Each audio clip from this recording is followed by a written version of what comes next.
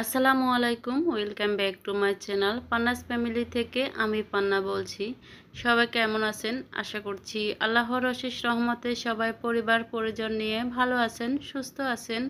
আলহামদুলিল্লাহ, আল্লাহর অশেষ রহমতে আমিও পরিবার পরিজন নিয়ে বাচ্চা কাচ্চা নিয়ে ভালো আছি, সুস্থ আছি।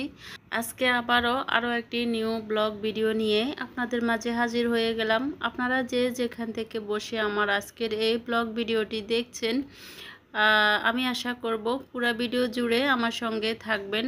আর আমার ভিডিওর কোথাও কোনো অংশ যদি আপনাদের কাছে অতটুকু ভালো লেগে থাকে, অবশ্যই কিন্তু একটা লাইক দিতে ভুলবেন না। প্রতিদিনের মতো সকাল থেকে ভিডিওটি শুরু করছি। এখানে হচ্ছে আমি রুটি বানিয়েছি সকালের নাস্তার জন্য। তো এখন রুটিগুলো আর কি সেঁকে নিচ্ছি, আর এদিকে চা বানিয়ে নিচ্ছি। আর আগের কিছু সবজি ছিল, ওগুলা দিয়ে আর কি রুটি দিয়ে খাবো আর চা খাবো। তো আমি এখন হচ্ছে রুটিগুলা ভেজে নিচ্ছি আর কি। আপনারা যারা আজকে নতুন আমার চ্যানেলটি ভিজিট করছেন, আমার ভিডিওর কোথাও কোনো অংশ যদি আপনাদের কাছে এতটুকু ভালো লেগে থাকে, চাইলে কিন্তু আমার চ্যানেলটি সাবস্ক্রাইব করে আমার পাশে থেকে যেতে পারেন। আর হ্যাঁ, অবশ্যই কিন্তু একটা লাইক দিতে ভুলবেন না। আজকের ভিডিওতে আপনাদের সাথে শেয়ার করব আমি মধ্যবিত্ত ফ্যামিলির বউ হয়েও কিভাবে অল্প টাকায় সংসারটা চালিয়ে থাকি। আমার বাসায় গেস্ট আসলেও আমি এই টাকা থেকে আর কি গেস্টের জন্য বাজার সাজার করে থাকি, আপ্যায়ন করে থাকি। তো আমার কোনো সমস্যা হয় না। আমার গেস্ট আসলে আমি এই টাকা থেকে বাজার খরচা করে থাকি। আবার হচ্ছে এই টাকা থেকেও আমি 4 থেকে 5,000 টাকা প্রতি মাসে জমিয়ে থাকি। তো আমি কিভাবে কি করি সেটাই আপনাদের সাথে আজকে শেয়ার করব। আমি হচ্ছে মাসের প্রথমে যখন আমার হাজব্যান্ড আমার জন্য টাকা পাঠায়, মানে সংসার খরচের জন্য টাকা পাঠায়, তখন হচ্ছে আমি ওই টাকা থেকে আমি ধরেন 3,000 টাকা বা 4,000 টাকা আলাদা করে রেখে দিই।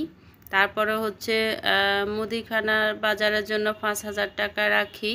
আর মাছ মাংসের জন্য হচ্ছে 5,000 টাকা রেখে দিই। তো আমি যখন বাজারগুলো করে থাকি, তখন হচ্ছে আমি ওখান থেকেও কিছু টাকা বাঁচানোর চেষ্টা করি। তারপরে হচ্ছে ওই টাকাগুলো আমি হচ্ছে জমিয়ে রেখে দিই। তো প্রায় আমার 5,000 টাকার মতো আর কি জমানো হয়ে যায় প্রতি মাসে। মানে আমি জমিয়ে রাখি আর কি। তারপর হচ্ছে আর বাদবাকি যে টাকাগুলা থাকে, ওগুলা থেকে ঘর ভাড়া, বাচ্চাদের পড়ালেখার খরচ, কোচিংয়ের টাকা সবগুলো আর কি রেখে দিই। তো ওখান থেকেও আমি হচ্ছে 1 থেকে 1,500 বা 2,000 টাকা আলাদা করে রেখে দিই। যখন হচ্ছে আমার কোনো গেস্ট আসে হঠাৎ করে, তখন আমি হচ্ছে যেন কিছু বাজার করে আর কি গেস্টকে খাওয়াতে পারি বা আপ্যায়ন করতে পারি, সেজন্য আমি আলাদা করে কিছু টাকা রেখে দিই, যাতে করে আমার কোনো গেস্ট আসলে কোনো সমস্যায় পড়তে না হয়। তো আমি হচ্ছে এভাবে সংসারটা চালিয়ে থাকি। আর একটু বুদ্ধি খাটিয়ে চললে কিন্তু টাকা সঞ্চয় করা কোনো ব্যাপার না। এটা তেমন কোনো কঠিন কাজ না। আপনি যদি মনে করেন আপনি সঞ্চয় করবেন, আপনি সঞ্চয় করতে পারবেন, বা আপনি সঞ্চয় করতে চাচ্ছেন, হাজব্যান্ডের কম আয়েও কিন্তু আপনি সঞ্চয় করতে পারবেন। হোক না 10-20 টাকা বা 50 টাকা বা 100 টাকা, যার যেরকম সামর্থ্য আছে সে সেরকমই সঞ্চয় করতে পারেন। সঞ্চয় করলে এটা হয়তো দেখা যায় যে একটা সময় এই টাকাটা অনেক বড় একটা অ্যামাউন্টে দাঁড়ায় আর কি। সঞ্চয় করলে একটা দিকে ভালো হয় যে যখন আমি কোনো বিপদে পড়ব বা আমার কোনো টাকার দরকার হয়, তখন আমি কিন্তু আমার ওই যে সঞ্চয়ের টাকা দিয়ে কিন্তু আমার সমস্যাটা সমাধান করতে পারি। তো এদিক দিয়ে আমি মনে করি যে সঞ্চয় করলে অনেক বেশি আর কি ভালো হয়। কোনো বিপদে পড়লে বা নিজের কোনো কাজে যদি টাকার প্রয়োজন হয়, কারো কাছে হাত পাততে হয় না। তো সেদিক দিয়ে আমি মনে করি যে সঞ্চয় করাটা একদমই ভালো কাজ। তো এই তো আমি কথা বলতে বলতে কিন্তু সকালের নাস্তা খেয়ে তারপরে দুপুরে রান্নাবান্না শুরু করে দিয়েছি। আমি হচ্ছে আজকে মুরগির মাংস রান্না করতেছি। লেয়ার মুরগি রান্না করব আর হচ্ছে মাসকলাইয়ের ডাল রান্না করব। সঞ্চয় নিয়ে আজকে আপনাদের সাথে অনেক কথা বললাম, দয়া করে আপনারা কেউ কিছু মনে করবেন না। আসলে আমি মনে করি সঞ্চয় করা খুবই ভালো কাজ। সঞ্চয় করা কোনো কিপটামি না। অনেকে হচ্ছে মনে করে সঞ্চয় করে কিপটামি করে আর কি সঞ্চয় করে থাকে। তো আমি মনে করি যে জীবনে চলতে হলে, বাঁচতে হলে, ভালো থাকতে হলে টাকার প্রয়োজন সবারই আছে। তো একটু হিসাব করে চললে জীবনে কিন্তু অনেক ভালো থাকা যায়। আমি আমার নিজেকে দিয়ে বুঝেছি। আমি আজকে সংসার জীবন প্রায় 20 বছরের মতো হবে। তো আমি এভাবে কিন্তু অনেক টাকাই সঞ্চয় করেছি। আর এই সঞ্চয়ের টাকা দিয়ে আমি অনেক কিছু করেছি। আমার সংসারের জিনিসপত্র থেকে শুরু করে আরও অনেক কিছু কিন্তু আমার সঞ্চয়ের টাকা দিয়ে করেছি। যেমন হচ্ছে আমার সোনার গহনা করেছি। আমি হচ্ছে যখন আমি অনেক বড় একটা অ্যামাউন্ট আর কি সঞ্চয় করতে করতে হয়েছে, তখন ওই টাকা দিয়ে আর কি আমার হাজব্যান্ডের কিছু ঋণ শোধ করেছি। তো এ ধরনের কাজগুলা কিন্তু আমি করতে পেরেছি। আরও অনেক অনেক কাজে আমি কিন্তু আমার হাজব্যান্ডকে আমার সঞ্চয়ের টাকা দিয়ে হেল্প করতে পেরেছি। তো আমার কাছে খুব ভালো লাগতো তখন। আর উনিও হচ্ছে মন থেকে অনেকটাই খুশি হতো আমি যখন আমার ওই সঞ্চয়ের টাকাগুলো ওনাকে বের করে দিতাম। তো আপনাদের সাথে কথা বলতে বলতে আমার রান্নাগুলোও আমি হচ্ছে করে নিচ্ছি। আপনারা দয়া করে ভিডিওর নিচে স্প্যাম কমেন্ট করবেন না। আপনারা যারা নতুন তারা হচ্ছে অনেকে বুঝেন না, ভিডিওর নিচে এসে স্প্যাম কমেন্ট করে যান। তো দয়া করে ভিডিওর নিচে স্প্যাম কমেন্ট করবেন না।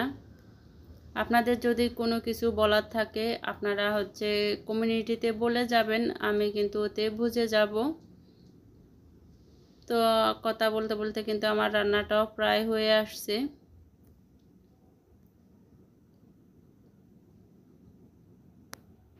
তো আমার টাকা সঞ্চয় করার কথাগুলো শুনে হয়তো অনেকে অনেক কিছু বলতে পারেন, অনেকে হয়তো খারাপ মন্তব্য করতে পারেন।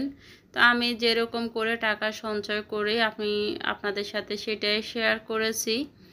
তো দয়া করে কেউ খারাপ কিছু মনে করবেন না। আর তো আমার কথাগুলো হয়তো অনেকে বুঝবেন না বা অনেকে খারাপ মনে করতে পারেন, যারা কিনা অনেক টাকা পয়সার মালিক তারা। আর যারা হচ্ছে আমাদের মতো মধ্যবিত্ত ফ্যামিলির মেয়ে বোরা আছেন তারা হয়তো বুঝবেন যে টাকা সঞ্চয় করলে কতটা উপকৃত হওয়া যায় বা কতটা ভালো হয়। তা আমার সঞ্চয় করা নিয়ে ভিডিওটি আজকে আপনাদের কাছে কেমন লেগেছে আপনাদের ব্যক্তিগত মতামত জানাতে ভুলবেন না। আপনাদের সাথে কথা বলতে বলতে কিন্তু আমার রান্নাবান্না প্রায় হয়ে এসেছে। আজকে যেহেতু লেয়ার মুরগি রান্না করতেছি সেজন্য মাসকলাইয়ের ডালও রান্না করতেছি। মাসকলাইয়ের ডাল আমারও খুব পছন্দ আর বাচ্চারাও পছন্দ করে, সেজন্যই আর কি রান্না করতেছি। তো এই তো আমার কিন্তু রান্নাবান্না সব কমপ্লিট হয়ে গেছে। আমি সব কিছু টেবিলে নিয়ে এসেছি। তো রান্নাবান্না শেষ হয়ে গেছে। এখন হচ্ছে বিছানাপাতি একটু ঝেড়ে ঘরটা ঝাড়ু দিয়ে মুছে তারপরে গোসল করে নামাজ কালাম পড়ে হচ্ছে আমরা খাওয়া দাওয়া করে নিব। আজকে মুরগির মাংসের মধ্যে ধনিয়া পাতা দিলাম, কারণ হচ্ছে আমার ছোট ছেলে ধনিয়া পাতা একটু বেশি পছন্দ করে। তো মাসকলাই ডালের মধ্যেও হচ্ছে ধনিয়া পাতা দিলাম, সেজন্য মুরগির মাংসের মধ্যেও একটু ধনিয়া পাতা দিলাম।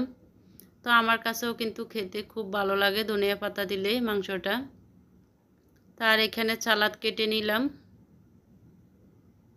তো আজকে এ পর্যন্ত, নতুন ভিডিও দেখার আমন্ত্রণ জানিয়ে এখানে রাখছি। সবাই ভালো থাকবেন, সুস্থ থাকবেন। আল্লাহ হাফেজ। আসসালামু আলাইকুম।